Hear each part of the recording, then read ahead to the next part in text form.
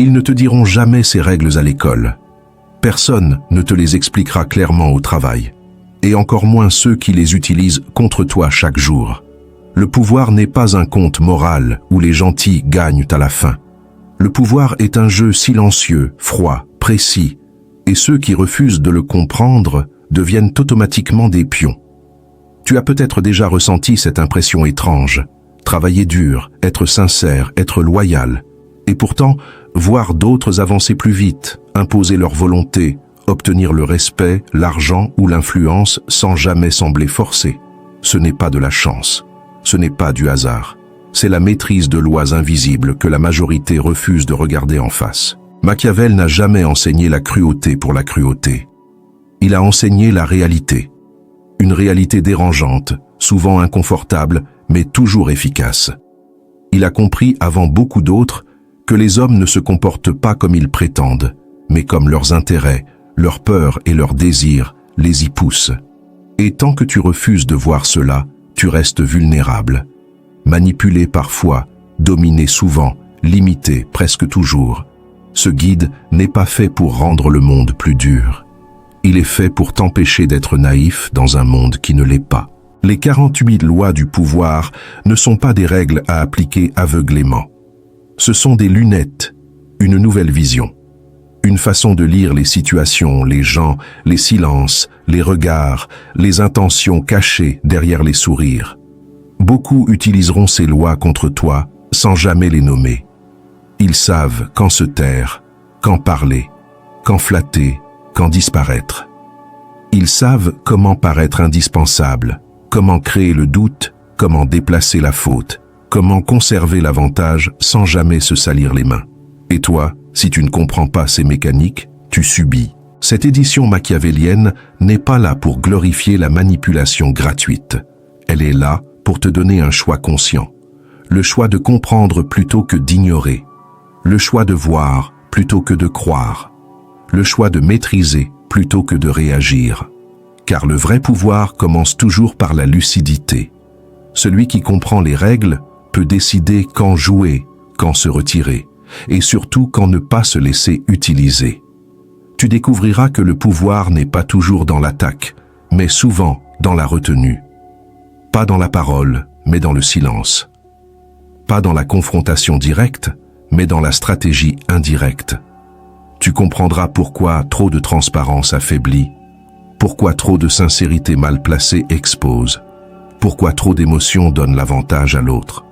Et surtout, tu apprendras que la manipulation la plus dangereuse est celle que tu ne vois pas venir. Si tu es encore ici, ce n'est pas par hasard. C'est que quelque chose en toi sait déjà que le monde ne fonctionne pas comme on te l'a raconté, que derrière les discours moraux se cachent des jeux d'influence, que derrière certaines gentillesses se trouvent des calculs, et que comprendre cela ne fait pas de toi une mauvaise personne, mais une personne consciente, libre de choisir comment agir, quand agir, et surtout quand ne pas agir. Prends ce contenu comme une arme intellectuelle. Pas pour blesser inutilement, mais pour ne plus être blessé. Pas pour dominer sans raison, mais pour ne plus être dominé sans le savoir. Et si ce genre de lucidité, de profondeur et de stratégie te parle, alors reste attentif à ce qui suit. Pense à t'abonner discrètement, à soutenir ce travail, et à activer la cloche si tu veux continuer à explorer ce que peu osent t'expliquer clairement. Ici, on ne vend pas des illusions, on transmet des clés. Et maintenant que tu es prêt, entrons dans le jeu. Le monde aime se raconter une histoire rassurante, celle d'un ordre moral, d'une justice naturelle, d'un équilibre invisible où chacun récolte ce qu'il mérite. Cette histoire est répétée dès l'enfance, polie par l'école, sanctifiée par la religion, entretenue par la société. Elle dit que le bien finit toujours par triompher, que l'honnêteté protège, que la sincérité est une force, que le pouvoir corrompt seulement ceux qui en abusent. Cette histoire n'est pas seulement fausse, elle est dangereuse, car pendant que la majorité y croit, une minorité agit selon d'autres règles, et c'est précisément là que commence la véritable compréhension du pouvoir. Le pouvoir n'est jamais neutre, il n'est pas une option, ni une posture morale, ni un choix que l'on peut refuser sans conséquence. Il est une dynamique permanente, un courant invisible qui traverse toutes les relations humaines. Dès qu'il y a deux personnes, il y a une asymétrie potentielle, d'information, de contrôle, d'influence, de dépendance. Même l'absence apparente de pouvoir est une position dans le jeu. Dire « je ne joue pas » n'annule pas les règles, cela te place simplement dans la position la plus vulnérable, celle de celui qui subit sans comprendre. Machiavel l'avait compris avec une lucidité brutale. Il ne voyait pas le monde tel qu'il devrait être, mais tel qu'il est réellement. Pour lui, le pouvoir n'était ni bon ni mauvais, il était.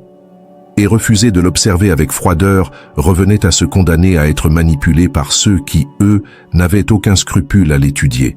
Le pouvoir se cache derrière les sourires, les discours moraux, les promesses d'égalité.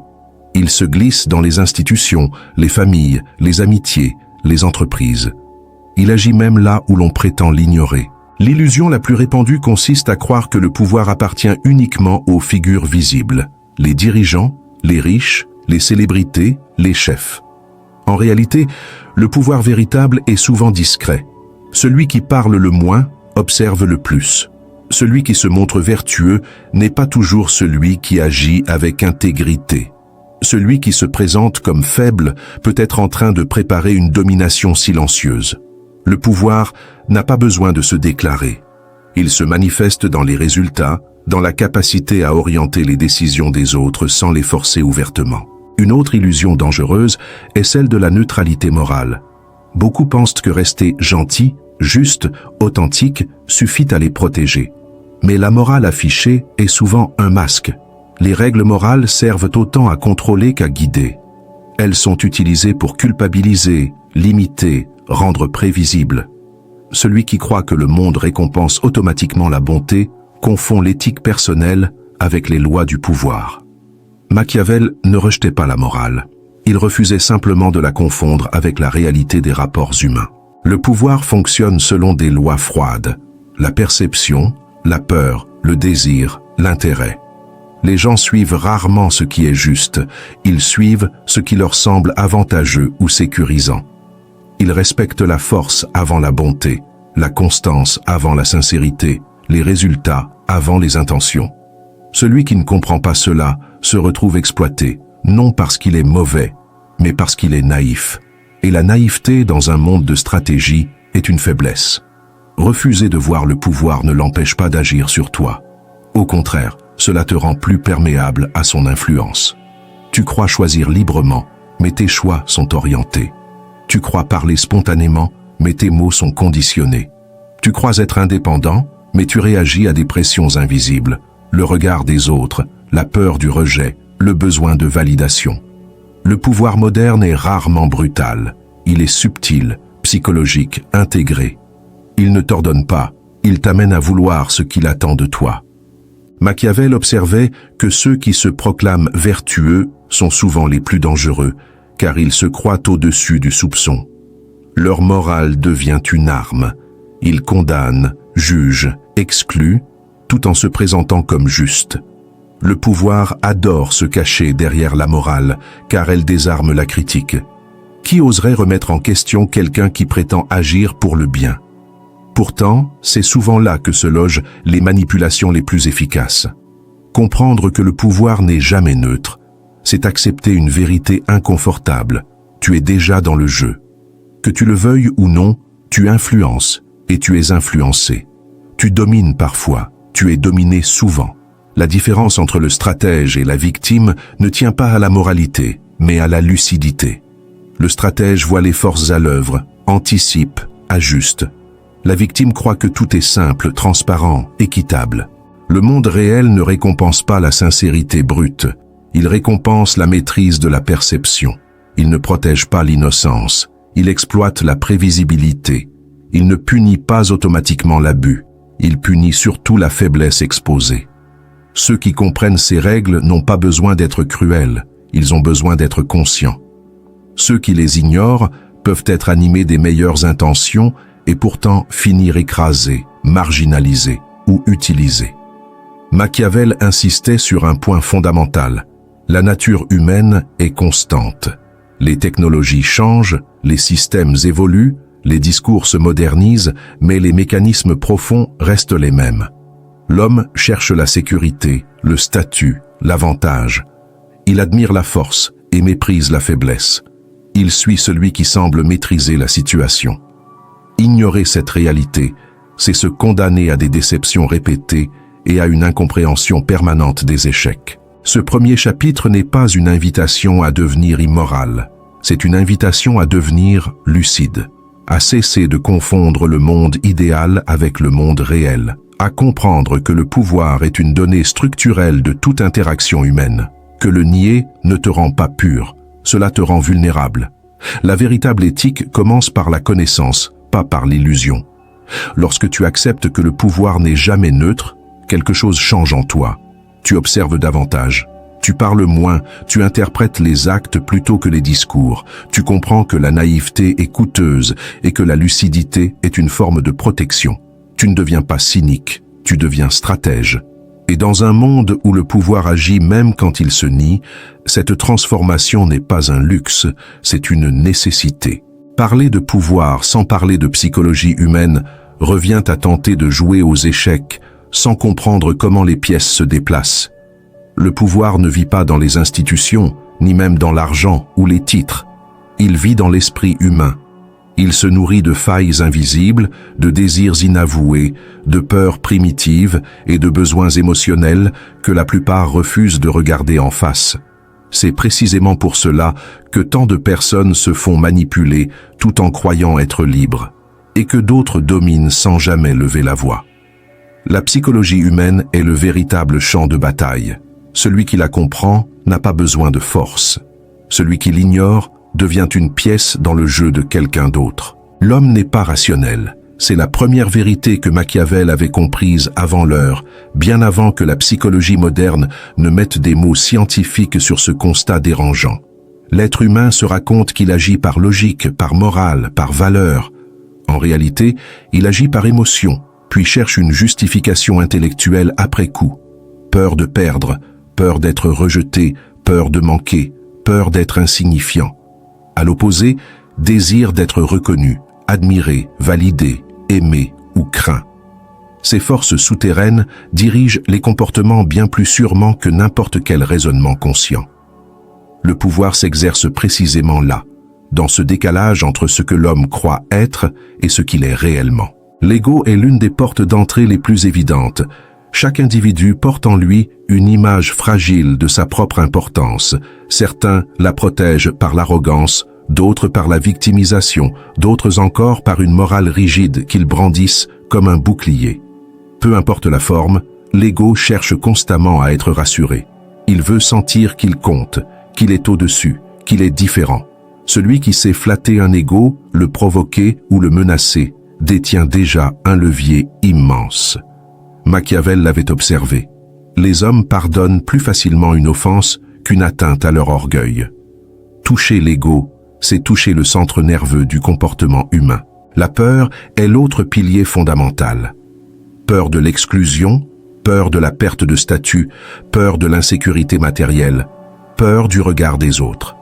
Même les individus qui se présentent comme courageux, indépendants ou rebelles obéissent souvent à des peurs profondes. Le pouvoir ne consiste pas nécessairement à effrayer de manière brutale. Il consiste à rappeler subtilement ce que quelqu'un pourrait perdre. Une place, une réputation, une relation, un sentiment de sécurité. La peur n'a pas besoin d'être explicite pour être efficace. Elle agit d'autant mieux qu'elle reste implicite, diffuse, intégrée dans l'environnement. Le besoin de reconnaissance est une autre faille universelle. L'homme veut être vu, entendu, validé. Il veut sentir que son existence a un poids. C'est ce besoin qui pousse certains à parler trop, à s'exposer, à expliquer leurs choix, à chercher l'approbation. C'est aussi ce besoin qui rend manipulable. Celui qui dépend du regard extérieur peut être guidé par ce regard. Il ajustera son comportement pour plaire, éviter la critique ou obtenir des signes d'acceptation. Machiavel comprenait que celui qui contrôle les récompenses symboliques, estime, honneur, visibilité, contrôle indirectement les hommes. Il y a aussi la dépendance émotionnelle, souvent sous-estimée. Les relations humaines ne sont pas équilibrées. Il y a presque toujours un déséquilibre invisible. Celui qui a le plus besoin de l'autre est en position de faiblesse. Cela vaut dans l'amour, l'amitié, le travail, la politique. Le pouvoir circule naturellement vers celui qui peut se permettre de perdre. Celui qui est prêt à partir, à se détacher, à rester calme face à la perte, possède un avantage silencieux. L'autre, sentant cette asymétrie, s'adapte, concède, cherche à retenir. Comprendre cette dynamique permet de voir clair dans des situations où beaucoup se sentent confus ou impuissants. La psychologie humaine est également marquée par le conformisme. L'homme veut appartenir à un groupe. Il imite, répète, adopte les opinions dominantes de son environnement. Cette tendance rassure, mais elle rend aussi prévisible. Les lois du pouvoir exploitent cette mécanique, créer une norme, puis marginaliser subtilement ceux qui s'en écartent. Peu de personnes ont la force intérieure d'assumer l'isolement. La majorité préfère se plier, parfois contre ses propres intérêts, plutôt que de risquer l'exclusion. Celui qui comprend cela peut influencer sans contraindre, simplement en définissant ce qui est acceptable. Il faut aussi parler de la projection. L'homme attribue aux autres ses propres intentions, ses propres peurs, ses propres limites. Celui qui est manipulateur soupçonne les autres de manipulation. Celui qui ment suppose que les autres mentent. Cette projection crée des angles morts. Un individu honnête aura du mal à croire à la malveillance stratégique. Il sous-estimera ceux qui jouent un jeu plus froid. Machiavel savait que la naïveté morale est une faiblesse, non parce que la morale est mauvaise, mais parce qu'elle empêche de voir le monde tel qu'il est. La mémoire émotionnelle joue également un rôle central. Les humains se souviennent davantage de ce qu'ils ont ressenti que de ce qui a été dit ou fait objectivement. Une humiliation laisse une trace durable, une victoire symbolique aussi. Le pouvoir durable s'ancre dans ses empreintes émotionnelles. Faire sentir à quelqu'un qu'il est inférieur, redevable ou dépendant crée une dynamique qui perdure bien au-delà de l'événement initial. À l'inverse, savoir préserver la dignité apparente des autres tout en les dépassant est une stratégie fine que Machiavel aurait reconnue comme supérieure. Comprendre la psychologie humaine, ce n'est pas devenir cynique, c'est devenir lucide. C'est cesser de projeter ses propres valeurs sur le monde et commencer à observer les comportements tels qu'ils sont, pas tels qu'on aimerait qu'ils soient. Cette lucidité donne un pouvoir immense, mais aussi une responsabilité. Celui qui voit les mécanismes ne peut plus prétendre à l'ignorance. Il choisit consciemment comment agir, quand parler, quand se taire, quand avancer, quand reculer. C'est ici que les lois du pouvoir prennent tout leur sens. Elles ne sont pas des règles magiques, ni des formules immorales. Elles sont des descriptions froides de la manière dont les humains fonctionnent lorsqu'ils sont placés dans des situations de compétition, de rareté et d'enjeu. Les ignorer ne les fait pas disparaître. Cela te place simplement du côté de ceux qui les subissent. Les comprendre, c'est reprendre une part de contrôle sur ta trajectoire. À ce stade, quelque chose doit changer dans ton regard. Tu ne peux plus écouter les paroles sans observer les intentions. Tu ne peux plus juger les actes sans analyser les motivations sous-jacentes. Tu commences à voir les jeux de pouvoir là où tu ne voyais auparavant que des malentendus ou de la malchance. Ce n'est pas une perte d'innocence, c'est un gain de clarté. Et si ce que tu découvres ici résonne en toi, si tu sens que ton regard sur le monde est en train de se transformer, alors tu es exactement là où tu dois être. Prends un instant pour t'abonner à la chaîne, activer la cloche et rejoindre ceux qui choisissent de comprendre plutôt que de subir. Le voyage ne fait que commencer et ce que nous allons explorer ensuite te montrera comment utiliser cette lucidité non pour écraser, mais pour ne plus jamais être manipulé. La première loi que tout stratège apprend trop tard est celle-ci. Ce qui est visible devient vulnérable. L'ombre n'est pas une absence, c'est une position. Dans tous les systèmes humains, celui qui s'expose livre des informations et celui qui livre des informations offre des prises. Machiavel l'avait compris avant tous les autres, non pas comme une posture morale, mais comme une mécanique froide. Plus tu es lisible, plus tu es contrôlable. Le pouvoir réel ne crie jamais, il observe. Il ne s'explique pas, il agit. Et surtout, il ne se montre pas tant que le moment n'est pas irréversible. La discrétion n'est pas une vertu romantique, c'est une arme. Celui qui parle trop dissipe son avantage. Celui qui montre trop tôt affaiblit sa position. Celui qui cherche à être compris renonce déjà à dominer. Dans l'ombre, les intentions restent protégées, les options restent ouvertes, et l'adversaire avance à l'aveugle. C'est pour cela que les véritables détenteurs du pouvoir donnent toujours l'illusion de la simplicité, voire de l'incompétence, pendant qu'ils accumulent information, influence et levier. La parole est une fuite d'énergie stratégique. Chaque mot est une trace. Chaque explication est une concession. Chaque justification est une soumission déguisée. Machiavel observait que les hommes se trahissent toujours par ce qu'ils veulent montrer d'eux-mêmes. Ils parlent pour être aimés, pour être reconnus, pour être validés. Et ce besoin est précisément ce qui les rend manipulables. Celui qui n'a pas besoin d'être vu devient imprévisible. Celui qui n'a pas besoin d'être compris devient dangereux. La discrétion crée un déséquilibre psychologique chez les autres. Ils projettent, interprètent, s'inquiètent. Et l'inquiétude est une forme de contrôle. Quand on ne te comprend pas, on hésite à t'attaquer. Quand on ne sait pas ce que tu veux, on ne sait pas comment te bloquer. L'ombre te rend opaque et l'opacité protège.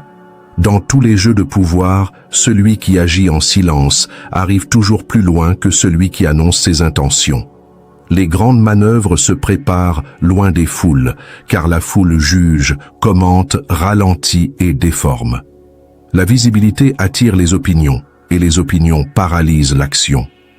La discrétion, elle, permet l'ajustement constant. Elle autorise l'erreur sans humiliation, le changement sans contradiction, la stratégie sans justification. Machiavel ne voyait pas le silence comme une fuite, mais comme un écran de fumée permanent. Parler, c'est figer sa position. Se taire, c'est rester mobile. Celui qui parle se lie à ses mots, celui qui se tait reste libre. C'est pourquoi les puissants avancent souvent masqués, sous-estimés, ignorés, parfois méprisés. Le mépris est un camouflage parfait. Il endort la vigilance des autres. Être perçu comme inoffensif est l'un des plus grands avantages stratégiques qui soit. La discrétion permet aussi de voir sans être vu, observer les faiblesses, les rivalités, les besoins cachés. Celui qui s'expose attire les regards sur lui. Celui qui se retire peut analyser le jeu dans son ensemble. Le pouvoir ne se conquiert pas dans la lumière, car la lumière révèle les mouvements. Il se construit dans l'ombre, là où les intentions restent floues et les trajectoires indéchiffrables. Machiavel savait que la retenue inspire plus de respect que l'excès de transparence. L'homme mystérieux impose sans parler. L'homme silencieux oblige les autres à combler le vide. Et ce qu'il projette devient souvent plus puissant que n'importe quel discours. La discrétion protège aussi de l'envie, cette force corrosive que Machiavel redoutait plus que la haine. La haine est visible, frontale, donc gérable. L'envie agit en secret, ronge, sabote, complote. Plus tu montres, plus tu attires ceux qui veulent te voir tomber. L'ombre, elle, te rend hors de portée. Les grandes chutes viennent rarement d'ennemis déclarés, mais d'observateurs silencieux nourris par trop d'informations. Réduire ce qu'ils savent de toi, c'est réduire leur capacité de nuisance. La discrétion est une économie d'exposition. Elle sélectionne ce qui doit être vu et ce qui doit rester caché. Machiavel ne prônait pas l'isolement total, mais le contrôle absolu de son image. Être visible quand cela sert ta stratégie, disparaître quand cela la protège. L'erreur des naïfs est de croire que la transparence inspire la confiance. En réalité, elle inspire l'ingérence. Le pouvoir réel ne cherche pas à rassurer, il cherche à durer. Et pour durer, il faut maîtriser ce que les autres savent, pensent et anticipent. La discrétion est aussi une discipline intérieure. Elle exige la maîtrise de l'ego, car l'ego veut être vu, applaudi, reconnu.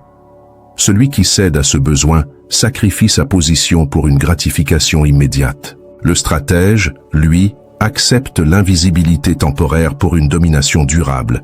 Il comprend que le silence accumule, que l'ombre protège et que le temps travaille pour celui qui ne se révèle pas. Machiavel enseignait indirectement que le plus grand pouvoir est celui qui n'a pas besoin de se prouver. Celui qui agit sans témoin, qui gagne sans annoncer, qui avance sans expliquer. La discrétion n'est pas une faiblesse sociale, c'est une supériorité tactique. Elle crée un décalage entre ce que tu es réellement et ce que les autres croient que tu es. Et dans ce décalage naît le contrôle. Plus l'écart est grand, plus ton avantage est fort. Celui qui domine vraiment laisse les autres parler, supposer, se tromper. Pendant ce temps, il construit, dans l'ombre, toujours. Le pouvoir le plus efficace n'est jamais frontal. Il ne s'impose pas par la force brute, il ne se déclare pas, il ne s'exhibe pas. Il circule, il glisse, il s'insinue dans les décisions des autres sans qu'ils aient conscience d'être guidés. C'est précisément ce que Machiavel avait compris avant la majorité des penseurs. Contraindre crée de la résistance, influencer crée de l'adhésion. Là où l'ordre déclenche la révolte intérieure, la suggestion donne l'illusion de la liberté. Et l'être humain protège farouchement ce qu'il croit être son libre arbitre, même lorsqu'il est subtilement orienté. Manipuler sans être vu commence par une vérité inconfortable. Les gens n'aiment pas être dirigés, mais ils adorent être confortés dans ce qu'ils croient avoir choisi. Toute influence réelle s'appuie sur ce paradoxe. Celui qui exerce le pouvoir de manière directe se place au centre du conflit. Il devient identifiable, attaquable, contestable. Celui qui agit indirectement disparaît derrière les effets de ses propres actions. Il n'est plus l'auteur apparent du mouvement, seulement celui qui en a réglé la trajectoire initiale. La première clé de cette influence invisible réside dans l'art de l'intermédiaire. Machiavel savait qu'un message venant directement de toi sera jugé à travers le prisme de ta position, de ton statut, de l'image que l'autre se fait de toi. Mais le même message, transmis par un tiers perçu comme neutre, ou pire comme allié de la cible, prend immédiatement une autre valeur. L'intermédiaire désamorce la méfiance. Il rend l'idée acceptable avant même qu'elle ne soit analysée. C'est ainsi que les grandes décisions sont souvent préparées, non pas par des ordres, mais par des conversations périphériques, des avis apparemment spontanés, des influences croisées. Le pouvoir indirect fonctionne aussi parce qu'il respecte l'ego humain. Personne ne veut se sentir dominé, mais tout le monde veut se sentir intelligent. En orientant une personne vers une conclusion que tu as déjà anticipée, tu lui offres la satisfaction de croire qu'elle est arrivée seule à cette idée. C'est une victoire silencieuse, car non seulement l'action souhaitée est accomplie, mais elle est défendue par celui-là même qui pense l'avoir choisie. À partir de cet instant, il ne s'agit plus de te convaincre ou de te résister, mais de protéger une décision devenue personnelle. L'influence machiavélienne repose aussi sur le timing. Une idée, même excellente, introduite au mauvais moment échoue. L'observateur patient attend que les conditions émotionnelles, sociales ou psychologiques soient favorables. Il comprend que les êtres humains sont bien plus malléables lorsqu'ils sont fatigués, incertains, en quête de validation ou confrontés à un choix ambigu. Ce n'est pas la force de l'argument qui fait sa réussite, mais le moment précis où il est déposé. Le pouvoir n'agit pas dans l'urgence visible, il mûrit dans l'ombre jusqu'à ce que l'autre soit prêt à accueillir ce qui lui est proposé. Il y a aussi l'art de l'absence contrôlée. Plus tu es constamment présent, plus tu deviens prévisible et plus ton influence s'émousse. En te retirant au bon moment, tu crées un vide. Et l'esprit humain déteste le vide. Il cherche à le remplir, à l'expliquer, à l'interpréter. Ce retrait stratégique pousse les autres à réfléchir à toi, à ta valeur, à ton rôle. Paradoxalement, ton silence peut avoir plus d'impact que 1000 discours. Machiavel savait que celui qui manque est souvent plus puissant que celui qui s'impose. Manipuler sans être vu implique également de maîtriser l'environnement, plutôt que les individus. Les gens croient agir librement, mais leurs décisions sont fortement influencées par le cadre dans lequel elles sont prises. Modifier subtilement les options disponibles, l'ordre des informations, les récompenses implicites ou les conséquences perçues suffisent souvent à orienter un comportement sans jamais avoir à intervenir directement. Le stratège ne force pas un choix, il façonne le terrain sur lequel le choix sera fait. Un autre pilier fondamental est la gestion des émotions. Les êtres humains se pensent rationnels, mais ils décident émotionnellement, puis justifient rationnellement. Celui qui comprend cela n'essaie pas de convaincre par des faits bruts, mais par des ressentis. Créer un climat de sécurité, de peur, d'urgence ou de désir influence bien plus efficacement que n'importe quel raisonnement logique. Machiavel observait que la peur et l'espoir sont des leviers bien plus puissants que la vérité elle-même, car ils touchent aux instincts profonds. L'influence indirecte exige également une grande discipline personnelle. Celui qui cherche à manipuler de manière visible finit par se trahir. Un mot de trop, une émotion mal contrôlée, un excès d'impatience suffit à révéler l'intention cachée. Le véritable manipulateur machiavélien n'est pas agité, il est calme, il n'est pas pressé, il est patient. Il accepte que certaines stratégies prennent du temps, car il sait que le résultat sera plus stable et plus durable. Il faut aussi comprendre que le pouvoir indirect n'est pas nécessairement malveillant. Il est amoral dans le sens machiavélien. Il obéit à des lois, non à des jugements moraux. Ce sont les intentions de celui qui l'utilise qui lui donnent sa couleur. Ignorer ces mécanismes ne te rend pas plus pur, seulement plus vulnérable. Celui qui refuse de comprendre l'influence indirecte sera toujours influencé par ceux qui la maîtrisent. Machiavel insistait sur un point crucial. Le pouvoir réel ne cherche pas la reconnaissance. Plus tu veux être reconnu comme influent, moins tu l'es réellement. L'influence la plus redoutable est celle qui ne laisse aucune trace visible de son origine. Lorsque tout le monde agit dans la direction que tu avais anticipée, sans jamais prononcer ton nom, tu as atteint le sommet de l'art. Enfin, manipuler sans être vu exige une compréhension profonde de soi.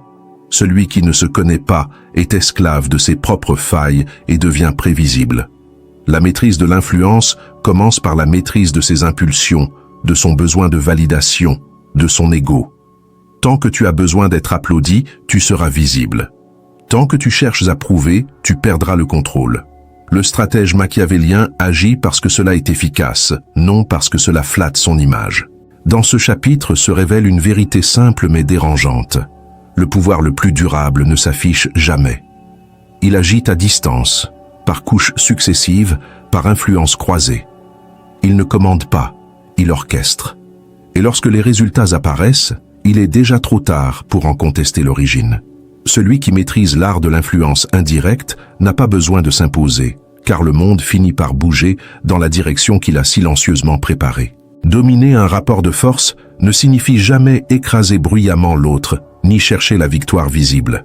Le pouvoir véritable se manifeste toujours dans la capacité à orienter une situation sans que la manœuvre ne soit clairement identifiable.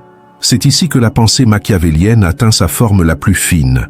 Comprendre que toute confrontation directe est une erreur coûteuse et que la domination la plus efficace est celle qui semble naturelle, presque logique, aux yeux de ceux qui la subissent. Dans tout rapport humain, il existe une asymétrie cachée, même lorsque les apparences donnent l'illusion de l'égalité. Celui qui domine est rarement celui qui parle le plus fort, mais celui qui comprend le terrain, le rythme, les failles psychologiques et les attentes implicites de l'autre. La première erreur des individus naïfs est de croire que les rapports de force sont fixes. Ils pensent que la position sociale, la richesse, l'autorité officielle ou la popularité déterminent définitivement qui commande et qui obéit. Machiavel observait au contraire que le pouvoir est fluide, instable, constamment renégocié. Celui qui se croit fort s'expose à la rigidité, et la rigidité est toujours une faiblesse. Le stratège, lui, comprend que toute position dominante repose sur un équilibre fragile, l'ego, la peur de perdre, le besoin de reconnaissance ou la dépendance à l'image. Ces éléments deviennent des leviers dès l'instant où tu sais les observer sans jugement émotionnel. Ne jamais attaquer frontalement est une règle cardinale. L'attaque directe réveille les défenses, justifie la riposte et transforme l'adversaire en victime légitime. Dans ce cas, même la victoire devient coûteuse car elle attire l'hostilité, les alliances adverses et la méfiance. Machiavel savait que l'ennemi le plus dangereux n'est pas celui que tu combats ouvertement, mais celui que tu obliges à se défendre. Défendre, c'est se justifier, se raidir, se dévoiler. Celui qui se défend commence déjà à perdre du terrain. Le stratège crée donc des situations où l'autre se met lui-même en position défensive, sans jamais comprendre pourquoi. Pour y parvenir, il faut apprendre à utiliser la faiblesse de l'autre contre lui, non pas par cruauté, mais par lucidité. Chaque individu possède une faille dominante, le besoin d'être admiré, la peur de l'exclusion, l'attachement excessif au contrôle, ou au contraire, la dépendance affective. Ces failles ne se devinent pas dans les discours, mais dans les réactions. Observe comment une personne réagit à l'indifférence, au silence, au succès d'autrui, à la contradiction indirecte. Là où la réaction est excessive, il y a une brèche. Machiavel insistait sur cette observation patiente. Celui qui veut dominer doit d'abord comprendre avant d'agir. Transformer une position inférieure en avantage stratégique est l'art suprême du pouvoir. Lorsque tu es perçu comme faible, sous-estimé ou marginal, tu bénéficies paradoxalement d'un champ de manœuvre élargi. On ne surveille pas celui que l'on méprise. On ne se protège pas contre celui que l'on croit inoffensif. Cette invisibilité temporaire permet d'accumuler des informations, de tisser des alliances silencieuses et de préparer des mouvements que personne n'anticipe. Machiavel rappelait que les plus grandes ascensions commencent souvent dans l'ombre, précisément parce que personne n'y prête attention. Dans un rapport de force, le temps est une arme plus puissante que la confrontation. Celui qui peut attendre domine celui qui est pressé. L'impatience pousse à l'erreur, à l'exposition prématurée et à la parole inutile. En laissant l'autre agir, parler, s'agiter, tu récoltes des informations sans rien donner en retour. Tu vois ses priorités, ses peurs, ses contradictions. Pendant ce temps, tu restes opaque. Cette asymétrie informationnelle est l'un des piliers du pouvoir machiavélien. Voir sans être vu, comprendre sans être compris. La manipulation la plus efficace est celle qui laisse croire à l'autre qu'il agit librement. Forcer crée une résistance visible, tandis qu'orienter crée une illusion de choix. En valorisant subtilement certaines options, en dévalorisant silencieusement d'autres, en modifiant l'environnement plutôt que l'individu, tu influences le résultat sans jamais apparaître comme la cause. Machiavel savait que les hommes préfèrent croire qu'ils décident eux-mêmes, même lorsqu'ils sont guidés. Cette croyance protège le manipulateur car elle empêche toute accusation directe. Dans les jeux sociaux et professionnels, les alliances sont rarement ce qu'elles semblent être. Beaucoup cherchent des alliés par peur, par besoin de protection ou par opportunisme immédiat. Le stratège, lui, comprend que toute alliance est temporaire et conditionnelle. Il ne s'attache jamais émotionnellement à une position commune. Il observe les intérêts réels, pas les discours. Lorsque les intérêts divergent, l'alliance se fissure inévitablement. Celui qui l'a anticipé garde l'avantage, celui qui s'est illusionné tombe avec elle. Dominer un rapport de force implique aussi de savoir quand ne pas agir. L'inaction stratégique est souvent perçue comme une faiblesse par les esprits superficiels, mais elle peut être une arme redoutable. En refusant de réagir à une provocation, tu prives l'autre de l'énergie qu'il cherche à déclencher. En ne répondant pas à une attaque symbolique, tu forces ton adversaire à se dévoiler davantage, à insister, à se radicaliser. Plus il insiste, plus il se décrédibilise aux yeux des observateurs. Ainsi, sans lever la main, tu laisses l'autre s'affaiblir seul. Le renversement de position se produit rarement par un événement spectaculaire. Il s'opère par une accumulation de micro-déplacements. Une réputation subtilement modifiée, une confiance déplacée, une dépendance créée, une attente installée. À un moment donné, l'équilibre bascule presque naturellement. Ceux qui observent de l'extérieur ont l'impression que la domination s'est imposée d'elle-même, sans comprendre le processus lent et invisible qui l'a rendu possible. C'est précisément cette invisibilité qui protège le stratège de la revanche et de la haine ouverte. Machiavel enseignait que le pouvoir durable repose sur la maîtrise des perceptions autant que sur la réalité des actes. Il ne suffit pas d'être fort, il faut être perçu comme nécessaire, inévitable ou légitime. Dans un rapport de force, celui qui devient indispensable neutralise l'opposition. Si l'autre a besoin de toi pour maintenir son équilibre, son image ou sa réussite, il ne peut plus t'attaquer sans se nuire. Cette dépendance est l'une des formes les plus silencieuses et les plus efficaces de domination. Enfin, dominer ne signifie pas humilier. L'humiliation crée des ennemis irréconciliables. Le stratège préfère laisser à l'autre une porte de sortie honorable, une illusion de dignité préservée. Celui qui se sent vaincu mais pas détruit est moins dangereux que celui qui n'a plus rien à perdre. Machiavel comprenait que la stabilité du pouvoir dépend autant de la gestion de l'après-conflit que de la victoire elle-même. Ainsi, faire pencher le jeu en ta faveur n'est jamais une question de force brute, mais de lecture fine, de patience, de retenue et d'intelligence psychologique. Celui qui comprend ces lois ne cherche plus à gagner bruyamment. Il avance calmement, ajuste discrètement et laisse les autres croire que le monde suit simplement son cours.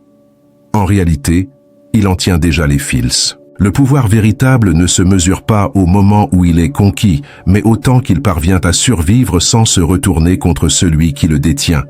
Beaucoup d'hommes atteignent une position d'influence, de richesse ou d'autorité, mais très peu savent y rester. La chute n'est presque jamais provoquée par un ennemi plus fort, mais par une faille intérieure qui s'élargit lentement jusqu'à devenir visible. Machiavel l'avait compris avec une lucidité brutale. Le danger le plus mortel n'est pas l'opposition extérieure, mais l'illusion de sécurité qui s'installe une fois le sommet atteint. Dès que l'individu commence à croire qu'il est arrivé, qu'il est intouchable, qu'il n'a plus rien à prouver ni à craindre, il commence déjà à descendre. Le pouvoir durable exige une vigilance constante, une méfiance de soi plus encore que des autres, et une capacité à rester sobre intérieurement, même lorsque tout semble gagné. L'arrogance est le premier poison. Elle pousse à se montrer davantage, à parler trop librement, à sous-estimer ceux qui observent en silence. Celui qui devient arrogant commence à se croire supérieur aux règles qui l'ont pourtant élevé. Il confond sa position avec son essence. Il oublie que le pouvoir est toujours prêté par le contexte, jamais possédé définitivement. À partir de ce moment, ses décisions deviennent plus émotionnelles, moins stratégiques. Il agit pour nourrir son image plutôt que pour préserver sa position. Il cherche l'admiration plutôt que l'équilibre. Et c'est précisément là que les retours de flamme se préparent. L'excès de visibilité est une autre erreur fatale. Plus un individu se rend visible, plus il offre de prise. Chaque parole devient analysable, chaque geste interprétable, chaque faiblesse exploitable. Le pouvoir durable aime l'ombre, la discrétion, la retenue. Machiavel savait que se montrer trop souvent, même en position dominante, finit par susciter soit la lassitude, soit la haine, soit le désir de renversement. Les hommes acceptent difficilement une supériorité constante sous leurs yeux. Ils la tolèrent mieux lorsqu'elle est lointaine, floue, presque abstraite. Celui qui veut durer doit apprendre à disparaître partiellement, à déléguer la visibilité, à laisser d'autres occuper le devant de la scène pendant qu'ils conservent le contrôle réel. La surestimation de soi est un autre piège classique. Elle conduit à ignorer les signaux faibles, à mépriser les avertissements, à croire que l'intelligence passée garantit les décisions futures. Or, le contexte change, les alliances évoluent, les équilibres se déplacent. Celui qui cesse d'apprendre, d'observer et de douter se rigidifie. Il devient prévisible. Et la prévisibilité est une condamnation lente mais certaine dans les jeux de pouvoir. Machiavel insistait sur l'importance de l'adaptation constante. Le stratège durable n'est jamais figé dans une posture. Il ajuste, il corrige, il se transforme sans attachement à son image passée. Il accepte de renoncer à une victoire visible pour préserver une position invisible. Il préfère perdre une bataille symbolique plutôt que d'exposer sa structure réelle. Le mépris des autres est également une source majeure de chute. Lorsqu'un individu commence à considérer ceux qui l'entourent comme inférieurs, inutiles ou interchangeables, il s'isole. Il ne perçoit plus les ressentiments qui s'accumulent, les loyautés qui s'effritent, les frustrations qui cherchent une issue. Le pouvoir durable repose sur une compréhension fine des émotions humaines, même lorsqu'on ne s'y identifie pas. Ignorer les affects collectifs, c'est préparer une réaction violente à long terme. Machiavel ne prônait pas la cruauté gratuite, mais l'intelligence relationnelle. Il savait qu'un pouvoir qui humilie inutilement fabrique ses propres ennemis. À l'inverse, un pouvoir qui laisse aux autres une illusion de dignité et d'autonomie réduit considérablement les risques de rébellion. La chute vient aussi souvent de l'intérieur par relâchement de la discipline personnelle. Lorsque le contrôle de soi s'affaiblit, lorsque les impulsions prennent le dessus, lorsque le confort remplace la rigueur, l'individu commence à trahir ses propres règles. Il parle quand il devrait se taire, il agit quand il devrait attendre, il réagit quand il devrait observer. Le pouvoir durable exige une hygiène intérieure stricte, maîtrise des émotions, gestion de l'ego, clarté mentale. Sans cela, même la structure la plus solide finit par se fissurer. Machiavel voyait la discipline comme une forme de liberté supérieure. Celui qui se gouverne lui-même n'est jamais entièrement dépendant des circonstances. Enfin, il y a le danger du retour de flamme morale et symbolique. Lorsqu'un individu accumule trop de ressentiments, trop d'injustices visibles, trop de contradictions entre ses discours et ses actes, le contexte finit par se retourner. Ce retournement n'est pas toujours immédiat. Il peut prendre des années, parfois des décennies, mais il arrive presque toujours. Le pouvoir durable anticipe ces cycles. Il corrige avant d'être contraint. Il rééquilibre avant l'explosion. Il accepte parfois de céder du terrain pour éviter l'effondrement total. Machiavel comprenait que gouverner, c'est aussi savoir quand reculer. La vraie puissance n'est pas dans la rigidité, mais dans la capacité à absorber les chocs sans se briser. Celui qui dure est celui qui reste lucide, même au sommet, humble dans sa stratégie sans jamais être naïf, invisible sans disparaître, présent sans être envahissant.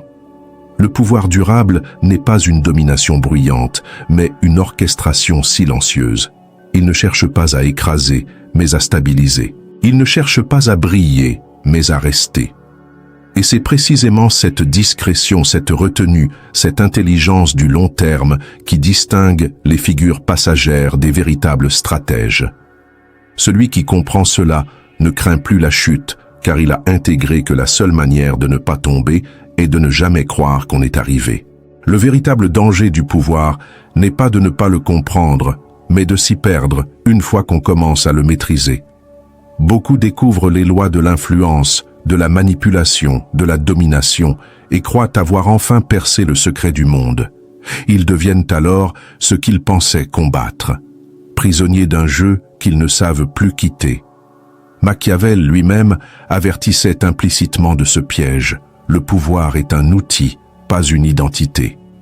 Celui qui confond les deux finit tôt ou tard par tomber, non pas sous les coups des autres, mais sous le poids de ses propres stratégies. Devenir un stratège, ce n'est pas appliquer les lois mécaniquement, froidement, en permanence.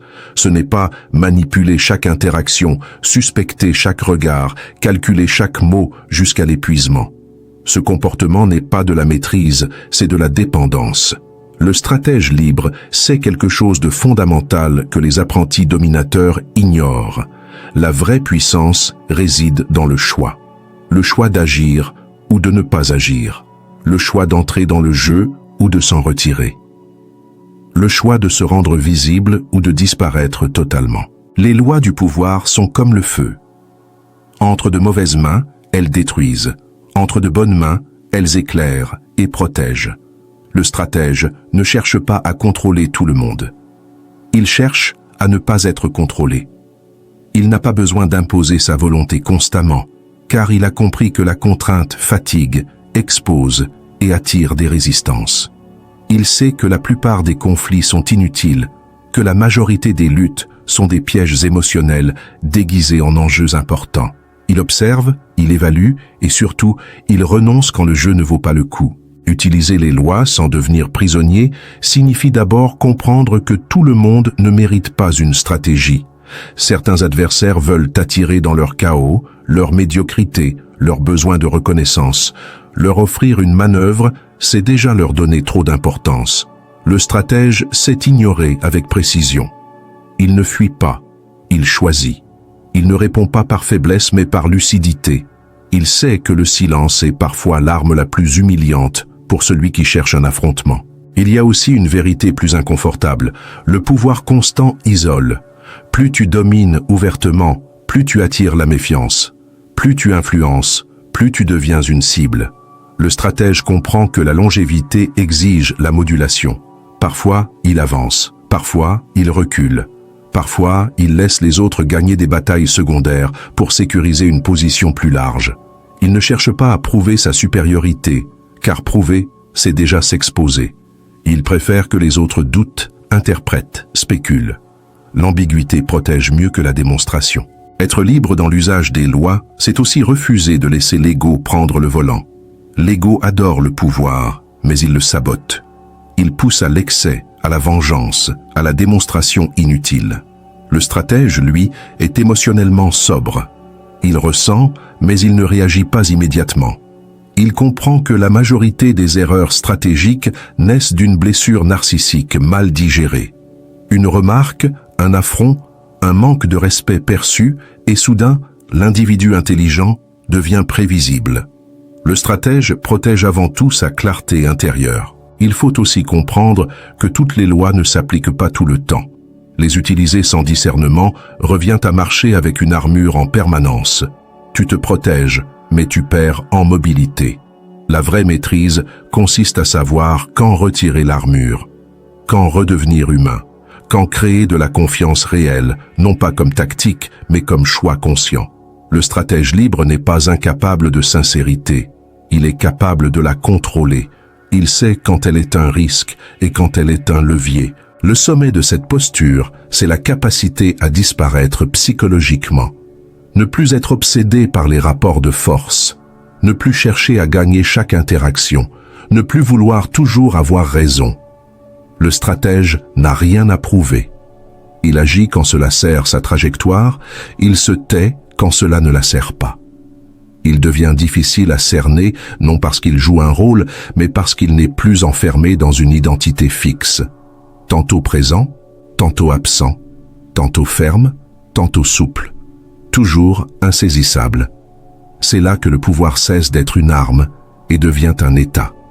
Tu n'as plus besoin de manipuler, car tu comprends. Tu n'as plus besoin de dominer, car tu choisis tes terrains. Tu n'as plus besoin d'impressionner, car ton axe intérieur est stable. Les lois sont intégrées, digérées, puis dépassées. Elles deviennent un langage que tu parles couramment, sans y penser, sans en être esclave. Le stratège ultime n'est pas celui qui gagne tous les jeux, mais celui qui sait lesquels refuser.